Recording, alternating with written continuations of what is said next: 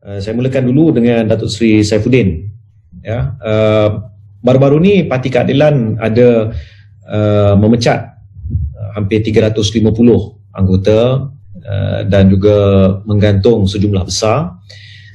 Dan pada masa yang sama ada juga yang berkata apakah ini satu bentuk kezaliman dan sebagainya. Dan ada juga yang berkata tak cukup pantas usaha untuk membersihkan parti daripada pengkhianat. Sebagai Setiausaha Agung Parti Keadilan Rakyat, adakah Datuk Seri Saifuddin boleh memberikan sedikit pencerahan, penjelasan tentang proses memperbaiki, kerana ada yang berkata sekiranya Datuk Seri Anwar mengambil tindakan yang lebih pantas sehingga kita mereka yang terlibat bersekongkol mengkhianat telah dipecat sehari selepas langkah Sheraton bermula. Jadi boleh Datuk Seri Saifuddin berikan sedikit pandangan tentang isu pembersihan dan pemantapan semula Parti Keadilan Rakyat. Dipersilakan. Terima kasih Saudara Fahmi. Saya ikut sama menubuhkan keadilan pada April 99. Saya jadi ahli Majlis Pimpinan Pusat yang pertama, dan selama tempoh 20 tahun itu, Saudara Fahmi, saya melihat sendiri dan mengalami sendiri turun naik perkembangan Parti Keadilan. Dari menang 5 kerusi DUN, 5 kerusi Parlimen pada pilihan raya yang pertama, sehinggalah sekarang menjadi antara parti yang terbesar dalam blok pembangkang. Jadi dalam 20 tahun itu, kita mengalami fasa turun naik, termasuk kita turut diuji dengan episod berpaling tadah. 2008 hingga 2013, kita ada 7 ke 8 ahli parlimen kita yang belum habis penggal, kemudian buat U-turn, beli tiket patah balik dan sebagainya. Kita juga ada keadaan di mana anggota parti yang tak puas hati masa pilihan raya tak dipilih jadi calon, kemudian bertanding sebagai calon bebas lawan dengan calon keadilan yang mendapat watikah secara sah. Kita juga mengalami kes-kes disiplin apabila episod pemilihan parti berlalu dengan pihak yang tewas menyatakan rasa tidak puas hati dan menyerang parti segala mungkin. Tapi kesemua episod itu, Saudara Fahmi, tidak sebesar impaknya seperti mana episod pengkhianatan pada 23 Februari yang lepas. Itu besar kesannya. Jadi keadaan yang luar biasa seperti ini memerlukan langkah luar biasa. Kebetulan dalam perlembagaan Parti Keadilan memang sudah dimasukkan klausa dalam perlembagaan di mana Majlis Pimpinan Pusat diberikan kuasa untuk melakukan tindakan disiplin bagi menguruskan keadaan luar biasa ini. Okay. Apa keadaan biasa kes disiplin? Bila ada aduan, orang yang diadu itu, dia akan diberi surat tunjuk sebab. Dia diberi tempoh untuk memberi penjelasan. Kalau penjelasan dia itu memuaskan, lembaga disiplin tak panggil dia. Kalau penjelasan yang diberikan dianggap meragukan, ada asas untuk dia dipanggil, lembaga disiplin akan diwujudkan dan kemudiannya dia dipanggil untuk memberi keterangan dan sebagainya. Itu keadaan biasa. Tapi dalam episod pengkhianatan seperti ini, kita perkara 416 perlembagaan.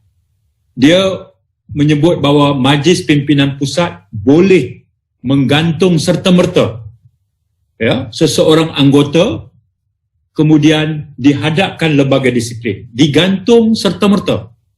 Okay. Bahkan dalam perlembagaan juga memberi kuasa kepada Majlis Pimpinan Pusat untuk memecat serta-merta.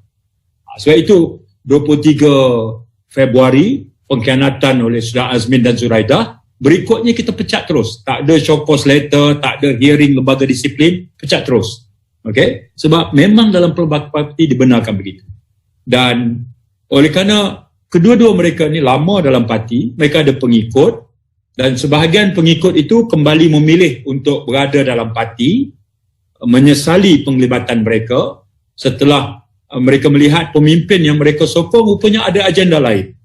Jadi yang ini kita terima, silakan untuk kekal dalam parti and kita move on. Tapi ada juga yang sokongannya bukan pada parti, tapi pada tubuh badan pemimpin itu. Hatta ketika pemimpin itu dipecat sekalipun kerana pengkhianatan, ada lagi pimpinan dan anggota yang terbawa-bawa terus menyokong, terus lagi mendukung kedua-dua pemimpin ini. Dan di sinilah parti meminta supaya mereka membina garis pemisah antara sentimen dan hubungan peribadi dengan ketaatan kepada parti. Parti kena ada disiplin. Jadi kita telah menjalankan proses itu. Sejumlah hampir 600 orang yang sama ada dipecat ataupun digantung serta-merta, kemudian akan dihadap ke lembaga disiplin untuk menjawab pertuduhan ke atas mereka. Kemudian ada juga yang terus diberi surat tunjuk sebab, dan masih ada lagi yang menanti tindakan. Yang ini sudah pahami, kita lakukan dalam rangka untuk memastikan Parti Keadilan ini kekal sebagai satu parti yang utuh, menghormati perlembagaan parti, dan dengan kekuatan yang hampir 1 juta anggota Parti Keadilan ini sekarang hampir mencecah 1 juta. Bila-bila masa saja akan menghampiri angka 1 juta. Jumlah yang kita pecat ni baru sekitar 600 pecat dan gantung. Satu angka yang sangat kecil untuk memberi impak kepada keadilan. Tetapi kita tak ambil mudah. Aspek disiplin adalah satu rukun penting untuk memastikan keadilan terus berjalan, dan dalam melaksanakan tindakan disiplin ini kita mengamalkan prinsip keadilan sejagat.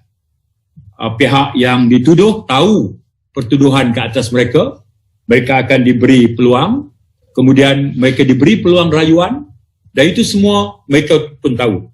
Jadi kalau ada yang bunyi kata tengok di mana keadilan, dia tahu dia terlibat. Ya. Baru ni ada seorang Timbalan Menteri, Saudara Fahmi pun dah balas balik. Dia kata hari jadi dia dapat surat pecat. Padahal dia dah umum keluar parti. You know? Tiba-tiba dia main sentimen, Anwar hari jadi saya dia hantar surat saya pecat. Kamu kan lupa ke baru beberapa minggu lepas kamu umum keluar parti. Ya. Jadi sebahagian yang kita pecat Saudara Fahmi adalah yang telah umum keluar parti. Okay?